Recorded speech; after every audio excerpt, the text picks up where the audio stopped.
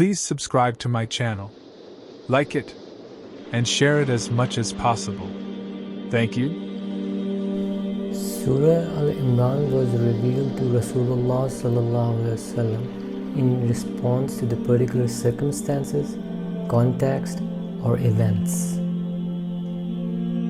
Once there was a time when the delegation of the Christians community, along with their priest, came to meet Rasulullah sallallahu alaihi wasallam from Najran, just to know and find out what he has to say about his belief. An amazing fact about Jewish and Christian community is they had numerous objections about what Muhammad sallallahu alaihi wasallam had to offer, but none of them has ever came out with the idea that Jesus was the last prophet. So in that perspective, the prophethood to the Prophet Muhammad sallallahu alaihi wasallam is out of question. They had numerous debates on that if the Muhammad sallallahu alaihi wasallam is a true prophet or not, but never ever they had this concept or claim that Hazrat Musa alayhi salam was the last prophet or Jesus was the last prophet, Hazrat Isa alayhi salam. So they did have this objection that if the Prophet Muhammad sallallahu alaihi wasallam is the last prophet or not. This means they themselves believed that Moses and the Jesus were not the last prophet. Then the question arises, who is the last prophet? The name of the nation of Prophet Hud was Ad, and the name of the nation of Prophet Saleh was Thamud. So before Qawm Thamud was nation Ad, and before nation Ad was Nuh alayhi salam. Due to the fact that the messengers has always been sent by the Lord Almighty for the guidance of the people, it is a very big question on the Christian community and the Jewish community to answer. If the Moses was not the last prophet and they believe that Jesus was also not the last prophet, then who is the last prophet? I would like you to memorize this sequence of the prophets by heart. It will be very helpful for you to understand the verses of the Quran which I'm going to interpret later on. Although between these prophets there might have been numerous other prophets too, but I'm only telling you about the prophets which Quran is mentioning in a sequence. This was the reason at the time of the Rasulullah sallallahu alaihi wasallam, a delegation from Najran of the Christian community came along with their priest to question Rasulullah sallallahu alaihi wasallam and ask him if he's a true prophet or not. So he had to prove it to them. So Prophet Adam, Prophet Idris, Prophet Noah, and then Ad and Thamud. Prophet who was sent to Qawm Ad, and Prophet Saleh was sent to Qawm Thamud. Prophet Saleh was the one who, as a miracle, he showed the she-camel coming out of the mountain. Many delegations used to come to Rasulullah sallallahu alaihi wasallam from the Christian community and the Jewish community in order to understand what he has to offer. But sometimes they said to him that he's a poet, or the other people used to say that he was a magician. But nobody has ever claimed that Isa, like Jesus, is the last prophet and this is why Muhammad sallallahu alaihi wasallam is lying, or Moses was the last prophet, so there's no point of even researching on him, like if he's the last prophet or not. After that came the nation of Prophet Lut, who was a nephew of Prophet Ibrahim alayhi salam. So the Prophet Ibrahim alayhi salam's time starts from this sequence onwards. At this stage, I would like to highlight something very important, that all the holy books agree to this sequence, because Qawm Ad is also mentioned in Bible and Quran, and Qawm Thamud is also mentioned in Bible and Quran, which is Gospel, and plus Noah and his nation is also mentioned in Bible and Quran. So in response to all these questions from the Christian community and the Jewish community, whether Prophet Muhammad is lying or telling the truth, Surah Al-Imran was revealed to Rasulullah sallallahu alaihi wasallam, because Ali Imran has a big importance in Bani Israel too. I will tell you from now on about how Ali Imran and Bani Israel has numerous prophets in them, and how Allah subhanahu wa ta'ala planned after Ibrahim alayhi salam. Should I repeat the sequence for your ease? First, Prophet Adam, then Prophet Idris. We don't know much about Prophet Idris and about his nation because it's not mentioned in the Quran. Then came the nation of Prophet Noah. His nation was destroyed by the Lord Almighty due to their disobedience and disbelief, and Prophet Noah is also amongst the ancient prophets. Over the period of 1500 years, many people came and claimed that they were the last prophets, especially in the Christian community. The priests say that they have been receiving some divine light through which they can change the verses, but these sort of claims are baseless, because at the time of the Rasulullah sallallahu alaihi wasallam, the priest and the Christian community basically used to go to Rasulullah sallallahu alaihi wasallam and question him. If they were going to him, that is a proof that they wanted to know the truth, and they wanted to find out who the last prophet will be so they can follow him. After the nation of Prophet Noah, which is also Noah, came the nation of Ad. They were physically very strong people. After the nation of Ad came the nation of Thamud. These were also very strong physically and economically. Then begins the time of Prophet Ibrahim alayhi salam. As per the historians, the time of the Prophet Ibrahim alayhi salam is approximately 4,000 years ago, because the time of Prophet Muhammad sallallahu alaihi wasallam and Prophet Ibrahim alayhi salam was having a gap of 2,000 years between them. Imran was the father of Mary, who is called in Arabic Maryam, and the whole chapter Al-Imran is based on the questions of the Jewish and the Christian communities. So the Lord Almighty has answered numerous questions of these in order for them to make themselves clear and believe in the last prophet Rasulullah sallallahu alaihi wasallam. And as Prophet Lut alayhi salam was the nephew of Prophet Ibrahim alayhi salam, so both of them were present at the same time. Then came the nation of Madian, towards which Prophet Shuaib alayhi salam was sent. Unfortunately, his nation was involved in fraudulence of false measurements and weighing. Now, before I start to tell you about the answers which the Lord Almighty has given to the Christian and the Jewish community in Surah Al-Imran, I would like to highlight some very important point, that we must know the sequence of the prophets in Bani Israel, starting from Prophet Ibrahim alayhi salam. That will help you to understand the perspective of the Christian community and the Jewish community.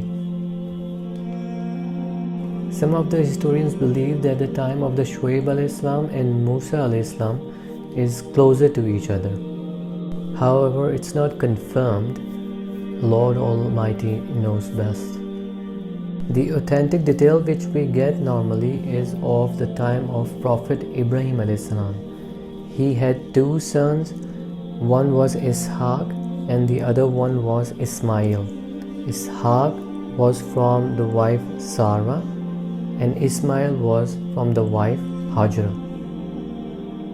Plus, if you will learn the sequence of the prophets mentioned in the Quran, it will help you to understand the verses throughout the Quran, inshallah.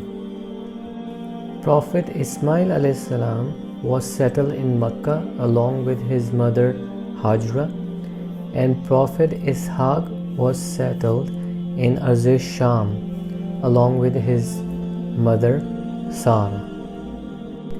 Out of all the prophets which are mentioned in the Quran, Prophet Adam is the first one. After him came Prophet Idris, then Prophet Noah, then Prophet Hud. Prophet Ismail alayhi salam had the miracle of the water Zamzam which came out from the rock when he was tapping his heels on it. Then came Prophet Saleh, because Prophet Hud told the story to his nation of Nuh alayhi salam and told them that you should believe in one God, otherwise you will have the same fate as the nation of Nuh. He did not have any prophets in his family till the time after 2000 years Prophet Muhammad was born in Makkah. Similarly, Prophet Saleh alayhi salam told his nation about the story of Prophet Hud alayhi salam and told them the same thing, that believe in one God, otherwise your fate will be like the nation of the Hud. The reason Lord Almighty has chosen Makkah as the worship place, by looking at it, nobody can claim that this place has been selected by human beings, because if it was selected by the human beings, they definitely would have taken in consideration the place which is more accessible for the human beings. Plus, it should have water and there should have been greenery. Back then, when Prophet Ismail alayhi salam went there along with his mother Hajra, there was not a single tree and no signs of water. They were all barren mountains where Prophet Ibrahim alayhi salam left them. At the time of Prophet Ibrahim and Prophet Ismail, Sham was the area with greenery and all the facilities which human beings would require. Now, if any human being would have made this place of worship, so he would have chosen Sham, because there was greenery and water and it was more accessible for the people to come over there and pray. Why would any human being choose a place in the middle of 4 mountains, desert, with no signs of water, barren mountains, not a single tree? The Lord Almighty told Prophet Ibrahim alayhi salam to take a journey from Sham, which was very green, populated, full of facilities, towards Makkah, barren area full of deserts, no means of life. Even if nowadays you check on the Google Maps, you will realize like how far the Makkah is from Sham. Just imagine back then there were no airplanes, there were no means of traveling. Only he had to use the camels, go through all the deserts without any help, guidance, without any means of he did not know how much traveling things he needs to take with him, like water, food. He just had to go over there. All of these are the proof that this place of worship, which is Makkah, has been selected by the Lord Almighty himself. Otherwise, no other human being would have selected that area. So the claim of the atheists or some of the people that Makkah is just a place where somebody has made for worship, why would they go all the way over there and make it? These oil and markets, they are just recently found, right? Few hundred years ago. They were not there back then. So this is a proof that this is not the selection of the human being. It is the selection of the Lord Almighty himself. So Prophet Ibrahim alayhi salam took his wife Hajra to the Makkah, and this was also a big sacrifice, and she asked him, why are you taking me to this sort of place? In one of the narrations in Sahih Bukhari, when she got worried, she said to Prophet Ibrahim alayhi salam, like, is this because of Allah subhanahu wa ta'ala's order? He said, yes, it is because of Allah's order. That's it. He didn't say anything else. Hazrat Hajar replied, then the Lord Almighty will not waste us. The Lord Almighty has His own plans and wisdom in it. He wanted Makkah to flourish and be a big state. So when Prophet Ibrahim a.s. left Hajra and his small son Ismail, Allah subhanahu wa ta'ala gave a miracle to Ismail a.s. In the form of well. The water came out from the rocks when he was laying down on the ground, and he was tapping the floor from his heels with his heels. Water came out, and the water, amazingly, it's been like more than 4,000 years. Still, it's not dried up, and it has been used by millions and millions of people around the world. Still. Do you know that none of the spring waters are so old in the world right now, which are flourishing so many people at the same time? And one more wisdom behind the plain water was, Lord Almighty could have taken out some milk or honey or anything which is unique. You know what would have happened then? The disbelievers would have said, oh, because of this uniqueness of this place, there's a kind of a chemical mixture is coming out which looks like a milk. This is why they have made this place as the worship place. So what Allah subhanahu wa ta'ala did was, He just gave us simple water, nothing else, no attraction. Because if it would have been from a person or a human being, they always make God or worship place out of something very attractive and unique. So Allah subhanahu wa ta'ala made it very simple, just plain water coming out of the rock. And the reason He took out the water, because you do need water to live and survive. So that time onwards, Hazrat Hajra along with his son Ismail was settled because there was water now. And how did Hazrat Ismail alayhi salam survived and lived through that time? It is said that there was one caravan was passing by, so they saw the water, and then they thought of like settling down over there, because they did not have water back then. So people used to just settle down at the places where they used to find the water. The name of that caravan was Jurhum, who settled down with Hazrat Ismail alayhi salam because of the water in Makkah. Later on, Hazrat Ismail alayhi salam got married to one of the ladies from that tribe, and how he used to live with his family was, he used to hunt.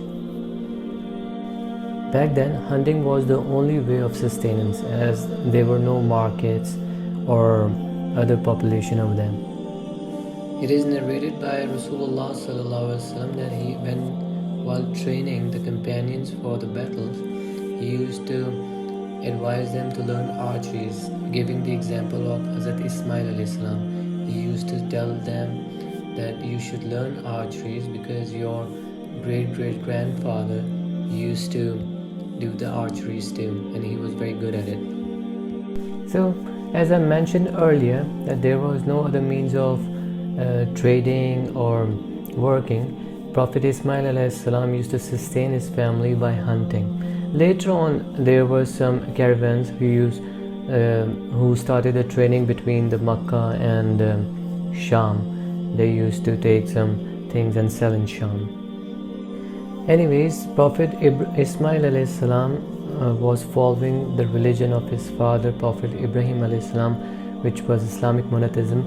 But gradually, in his family, people started to idolatry, and they started to worship idols, and they started to invoke other people with Allah subhanahu wa ta'ala. This invoking other people with Allah subhanahu wa ta'ala is so bad that this disease also comes in the pious people most of the time. Remember, idolatry is always spreaded in human beings in the name of love. The people who does not love God are never falling for this. Worshipping the idols begins by over-idealizing the pious people or following them blindly, and hence they start to think like these people are some special kind of people who have powers to resolve things. Remember, these pious people, prophets, whoever they are just normal human beings like us. They cannot help us. They do not know anything about us. We should only respect the pious people and admire them on the basis of their actions, not because they have some special powers or they can grow the hair on the bald person head or they could resolve anything. Nothing. Just because of their pure actions, one should respect them. Nor they can give sight to the blind person, and in case you see some miracle happening on the hand of some person, actually Allah subhanahu wa ta'ala is doing that, not that person. So in Surah Al-Imran, the Lord Almighty has described all these factors. Now I'm going to tell you about the other son of Hazrat Ibrahim a.s., which was Hazrat Ishaq, who was settled in Sham. The son of Hazrat Ishaq a.s. was Yaqub a.s. Yaqub a.s. was a prophet, and Hazrat Ishaq a.s. was also a prophet. Yaqub a.s. had 11 sons. Out of those 11 sons, 2 we know the name of. One was Binyamin and the other one was Yusuf a.s. Prophet Yusuf a.s. was given the prophethood, and he was thrown inside the well by his brothers. We are going to discuss this in detail later on. After he was thrown in the well, he was taken out from there. He got sold in the markets, and then from the markets he ended up in the palace of the king, and from the palace of the king he was jailed, and after the jail he became the king of Egypt. After becoming the king of Egypt, he shifted his father Yaqub a.s. along with his family from Sham to Egypt. So numerous people from Bani Israel shifted to Egypt. Why they were called Bani Israel? Because the nickname of Yaqub a.s. was Israel. Israel is the word of Ibrani language, which means the man of God. They used to call Allah El, and Isra was a slave. So the slave of Allah or the man of Allah, Israel. So basically, Israel is a translation of the word Abdullah, which means the man of Allah. So because Yaqub a.s. had a nickname Israel, so all of his generations, children and other people were Bani Israel. In other words, the children of Israel. The name of one of the sons of Yaqub a.s. was Yahuda. So the generations which Yaqub a.s. had are either called Bani Israel or Yahudi. So basically they have taken the name from one of the sons of Yaqub a.s. who was Yahuda. Though Yaqub a.s. had a very big family, it is said like around 99 members or more, they shifted from Sham to Egypt, and because Yusuf a.s. was a king over there, but still they were in minority, as previously there was a non-Muslim government in Egypt. As a king of Egypt, Prophet Yusuf salam started to introduce Allah subhanahu wa ta'ala to numerous people, and most of them embraced Islam. However, they were still in minority. After his death, for a short period of time, good people were ruling Egypt, but later on, tyrants came in the rule. All the kings of Egypt were called Pharaoh.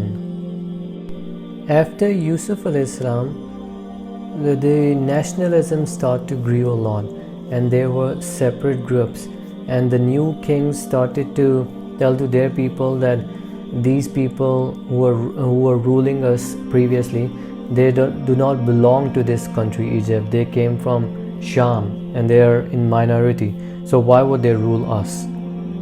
It is narrated by Rasulullah sallallahu alaihi wasallam that nationalism is like a stinky dead calf. This is how much he has discouraged it. These all the boundaries in the world which we see is drawn by us.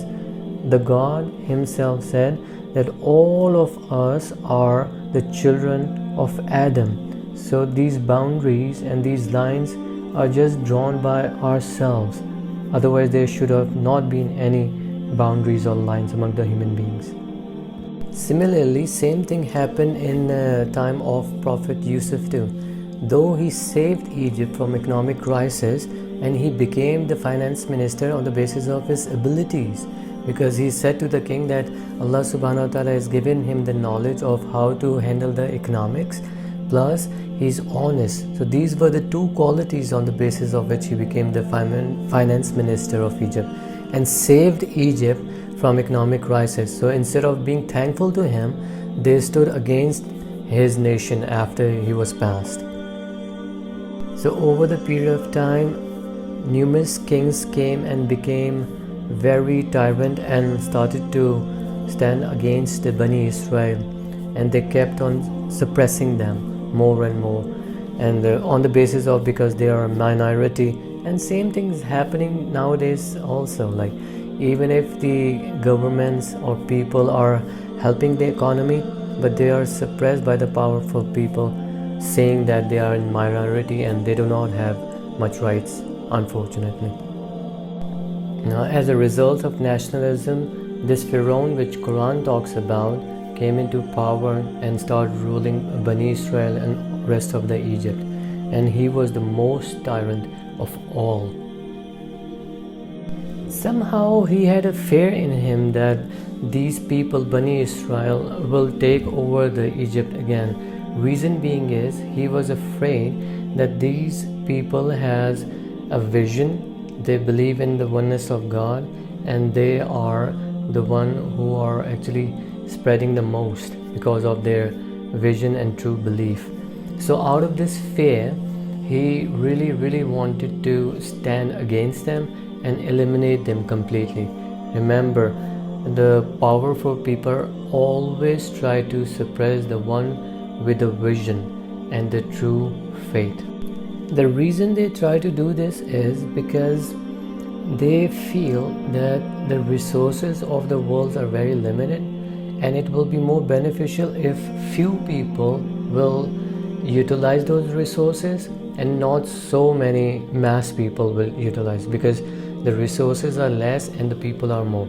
So according to their concept, a better thing is to eliminate the people with a vision and true faith, and the rest who does not believe in the God can have all the fun in the world and all the power in the world. However, they are forgetting something, that there is an end to everything. Even them, they might be able to enjoy it for, let's say, a couple of 100 years or 500 years or even 1,000 years, but then what? After 1,000 years they will be gone from the face of the earth too. So if the people will try to resolve the problems of human beings with their own brain, this imbalance in the society will grow more. But if simply they follow the rule of law of the God which he has created for the human beings, this imbalance will not be there and everybody will be prosperous, equal rights. So in order to control the population of Bani Israel, Pharaoh at that time came up with the idea of killing the boys and let the girls live. This is how he thought of controlling the population of Bani Israel. But in counter to his planning, Allah subhanahu wa ta'ala sent Musa alayhi salam in Bani Israel, who then preached Islam to Bani Israel, and the Pharaoh was destroyed. So Musa alayhi salam was also from the family of Hazrat Ibrahim alayhi salam. Prophet Musa is a very beloved prophet. The reason being is he has been mentioned in the Quran numerous times, and Allah subhanahu wa ta'ala has sent so many verses mentioning the story of the Pharaoh and the Musa alayhi salam, because there are so many lessons in it through which we can learn, and so many topics are covered from his story. Pharaoh was given respite numerous times. Different torments were sent on him in order for him to leave the tyrant life and become obedient to Allah subhanahu wa ta'ala. But he never actually accepted what Musa alayhi salam was telling him, and he kept on coming back with full power to eliminate Bani Israel. And eventually Allah subhanahu wa ta'ala took him out through Hazrat Musa alayhi salam. The Lord Almighty says, I have preserved the body of Pharaoh for the people to come and learn the lesson looking at him, and his body and his soul is burnt day and night in fire as a punishment for what he has been doing in his life. Right now I'm just giving you a brief idea and the interpretation of the verses, but when we will recite and I will tell you more tafseer about the whole story of the Prophet Musa and the Pharaoh, then you will understand the bigger picture. Did you manage to learn the sequence of the prophets in the Quran? Let me repeat it for you. First came Hazrat Adam alayhi salam, then came Idris alayhi salam, then came Nuh alayhi salam, Prophet Hud, Prophet Saleh, Prophet Ibrahim, Prophet Lut, and then in Sham, Prophet Ishaq and Prophet Yaqub, Prophet Yusuf, and then Prophet Musa alayhi salam.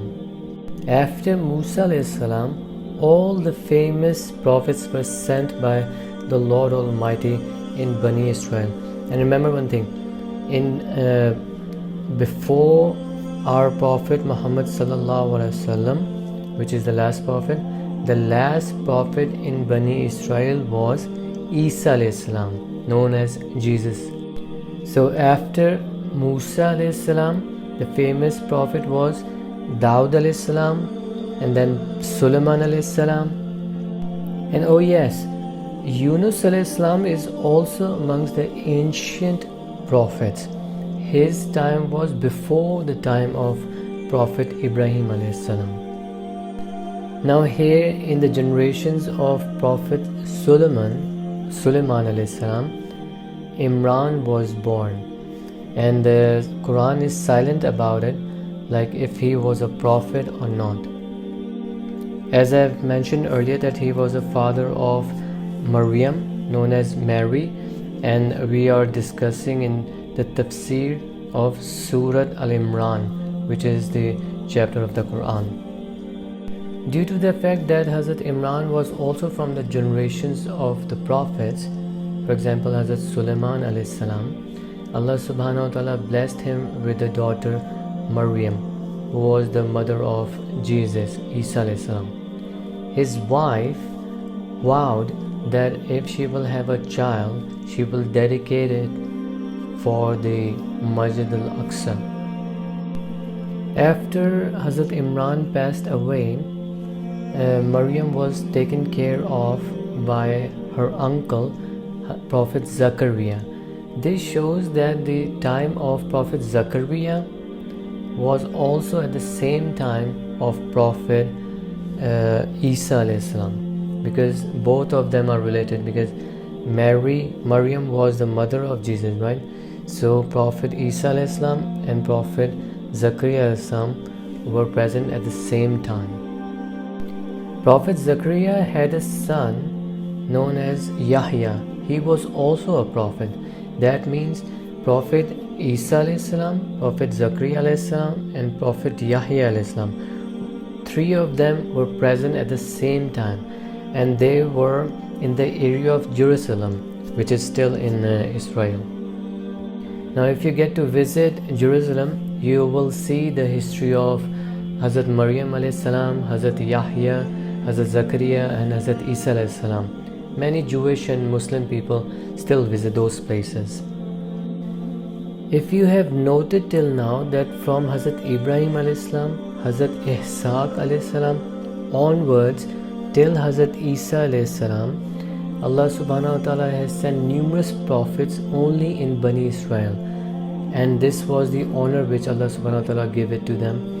And not only the prophethood, but also the knowledge of the worldly life and the power, He gave it to him. So when Jewish were very tyrant to Hazrat Isa alayhi salam, Allah subhanahu wa ta'ala took the prophethood away from him. But because Christian people were at the true religion at the time of Hazrat Isa alayhi salam, so Allah subhanahu wa ta'ala gave them the worldly knowledge, plus also gave them the rule of the world at that time. In my next video, I will continue the Tafseer from number 4, volume 1. So please listen to it and try to learn and try to teach other people also. Thank you for watching.